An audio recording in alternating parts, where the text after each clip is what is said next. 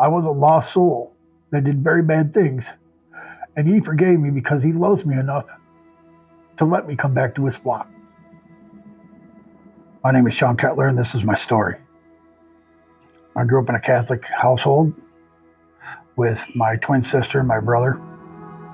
When I was 5 years old, I got molested by a friend of the family. And I did what I was supposed to do. I told my dad. And the next 5 years of my life, my dad molested me. Well, it impacted my life so bad that when I became a teenager, I was totally shut away from people. I didn't do good in school. I never went out on dates. I turned to drugs and alcohol to cover up what had happened to me.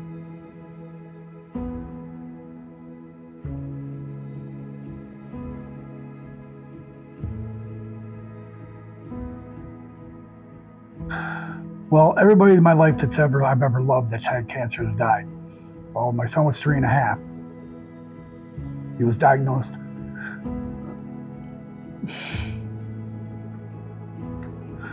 with leukemia.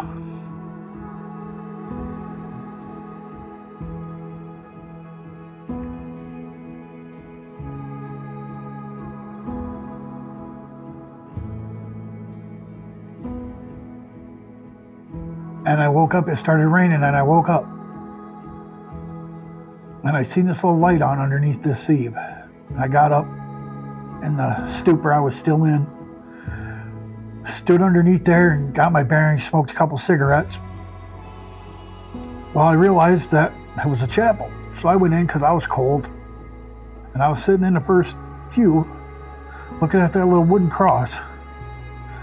And I started talking to God.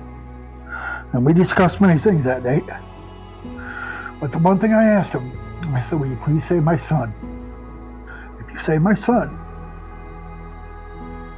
I'll stop doing drugs. I'll give up drinking. I don't know how to explain it, but the warmest, most peacefulest feeling came across me. I wasn't cold no more. I was warm.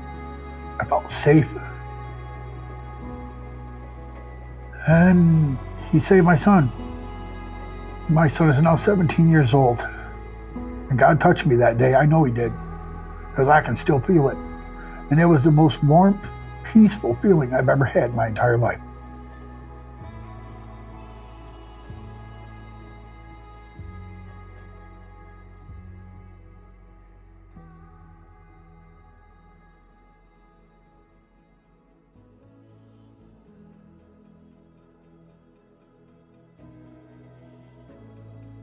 To help these gentlemen, to give them something that they don't have right now, and that's friendship. That's somebody that cares about them. Because right now they don't have nothing. This is all they have. And that meal means more important to them guys right now than a place to live. Honestly, the kitchen is the centerpiece of this mission. Now, I understand there's a lot of donations and that we donate clothes and food and this, but to get a hot meal, some camaraderie, a safe place to eat that hot meal is the cafeteria.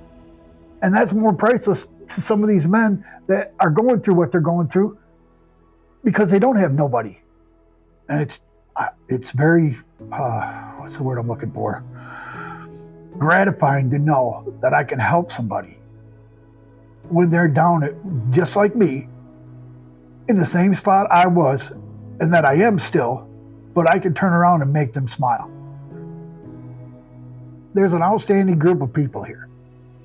There's an open door policy with every one of them. If you ever need to talk to any of them, they will stop what they're doing and talk to you and listen and actually care to listen. That's the big thing. They're not just pretending. They're not just coming to a job. This is what they love to do.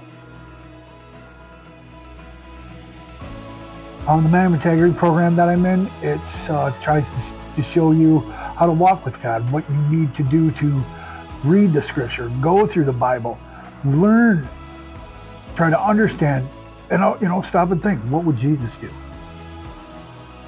I'd like to have my own place and get a better relationship with my kids, but I'm working on all that. First I have to have a relationship with this gentleman up here. I've noticed in my life, when I'm not with God, I don't do very well. But when I'm with God, my life's so much better. And stuff falls into place because he helps me. And I'm a better person for knowing God. And I wouldn't want it any other way.